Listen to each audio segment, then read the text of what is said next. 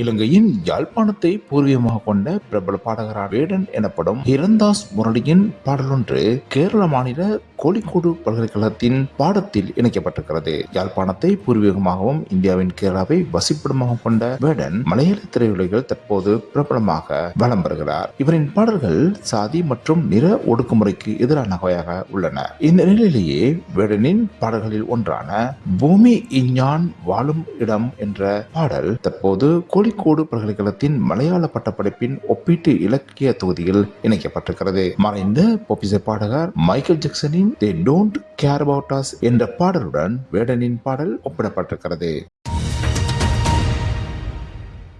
தமிழக நடிகரும் அரசியல்வாதியுமான விஜய் கல்வி விருது வழங்கும் நிகழ்வு ஒன்றில் மாணவிகளை அணைப்பது, அனுமதியின்றி அவர்களை தொடுவது போன்ற தகாத செயல்களில் ஈடுபட்டதாக முறையிடப்பட்டிருக்கிறது. கிருஷ்ணகிரி மாவட்ட சிறுவர்கள் நல குழுவிடம் விஜய் மீது வேல்முருகன் தலைமையிலான தமிழர் வாழ்வுரிமை கட்சியின் நிர்வாகி ஒருவர் இது தொடர்பில் முறையிட்டிருக்கிறார். அண்மையில் இடம்பெற்ற கல்வி விருது வழங்கும் நிகழ்வு ஒன்றில் 10ஆம் வகுப்பு மற்றும் 12ஆம் வகுப்பில் அதிக மதிப்பெண்களை எடுத்த மாணவ மாணவிகளை அழைத்து அவர்களுக்கு விஜய் பரிசுகளை வழங்கியிருந்தார். இதன் போதே விஜய் மாணவிகளுடன் நடந்து கொண்ட விதம் குறித்து இந்த முறைப்பாடு செய்யப்பட்டிருக்கிறது. விஜயின் இந்த செயல் சமுதாயத்தில் பெண் பிள்ளைகளை தொடுவது தவறில்லை என்கிற தவறான முன் உதாரணத்தை ஏற்படுத்தும் என்பதால் சட்ட ரீதியான நடவடிக்கை அவர் மீது மேற்கொள்ளப்பட வேண்டும் என்று பரிந்துரை செய்ய வேண்டும் என்றும் இந்த முறைப்பாட்டில் கூறப்பட்டுள்ளது.